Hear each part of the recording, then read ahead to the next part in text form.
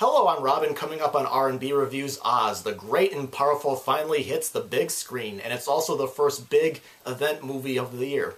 So is it worth all the hype? I will have my review for you coming right up. I'm Rob. I'm Brendan. And we're going to be putting together a series of YouTube movie reviews, both together and separate.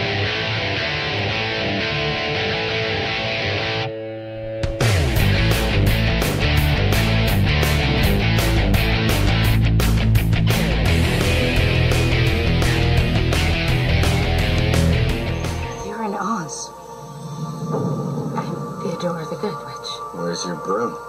You don't know much about witches, do you? Only after you defeat the Wicked Witch. Just how wicked is she? Towns were destroyed.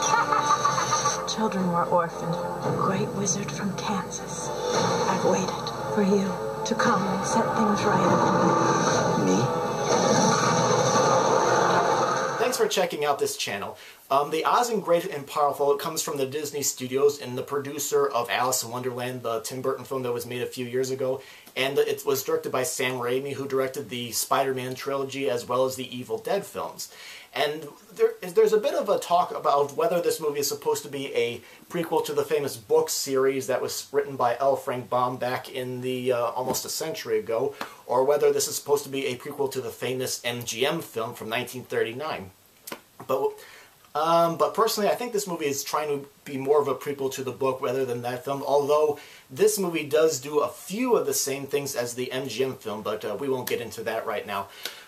Pretty much the story is James Franco plays Oz. He is a traveling show magician. He's with a circus right now, and he gets caught up in a tornado, and he ends up in the land of Oz, and there's a prophecy that says that a man is supposed to come out of the sky and help defeat the evil witches and free the people of Oz, and it looks like he has to kind of play up to that prophecy. I thought, now normally, with whether it's supposed to be a prequel to a movie or a book, normally I'm not really too crazy about prequels because oftentimes they're cash-ins. You take, like, for example, the one that comes to mind for me is that Hannibal Lecter prequel from way back where, you know, you have the famous characters, they go through the motion, and it's pretty much just a cash-in, you know, just to get people who like the old films to come in and watch these movies. But I gotta say, I thought Oz the Great and Powerful was an excellent family film. I thought it had a good all-around story, and as well as some impressive special effects. Now, I really like that the movie gave us the opportunity to get to know the major characters, and I like that they were very developed, and the audience was, you know, these were characters that you could root for. I thought James Franco delivered a very credible and showy performance as Oz the magician, who deep down has a very caring element to his personality. The other actors in this cast includes the witches, including Michelle Williams, Rachel Weisz, and Mila Kunis. There's a drama and a feud going on right between them. And there's some other characters in here, including Finley, who is a talking flying monkey who sort of provides comedic relief. He's kind of like the sidekick to Oz. And there's also a China doll character that I thought stole quite a bit of scenes in this movie.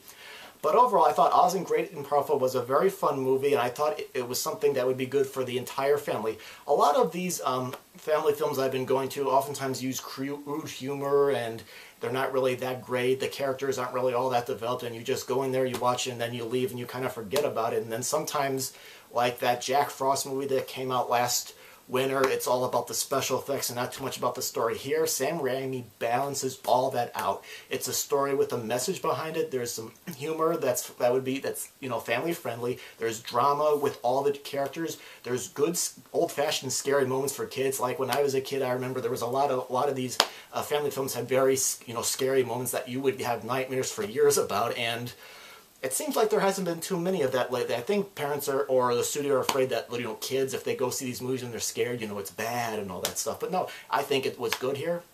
The characters are all fleshed out, the story's all fleshed out, so I thought Oz and Great and Powerful was definitely worth my time in the theater. I had fun with it. Sam Raimi kept it going at a very good pace. And unlike the Alice in Wonderland movie that Disney made with the same producer, it was, you know, to me it was all about the special effects, and I didn't care too much about the characters. This film was just a big improvement, in my opinion, over this movie. So is Oz and Great and Powerful worth your buck? I say yes. I give Oz the Great and Powerful a See It in Theaters rating, and it's actually the first time I've given a See It in Theaters rating this year to a movie. So I definitely think Oz and Great and Powerful is definitely worth a look. If you have a prejudice against prequels, which is understandable, but to me, this is definitely worth it. Whether it's a prequel to the book, whether it's supposed to be a prequel to the famous movie, it doesn't matter. I think it's a great movie to check up on. So I give it a See It in Theaters rating. So if you have any comments about the movie, if you have seen it, or you have any feedback about the video, post it. Leave a comment. I do read everything you guys send in, and thanks very much for watching.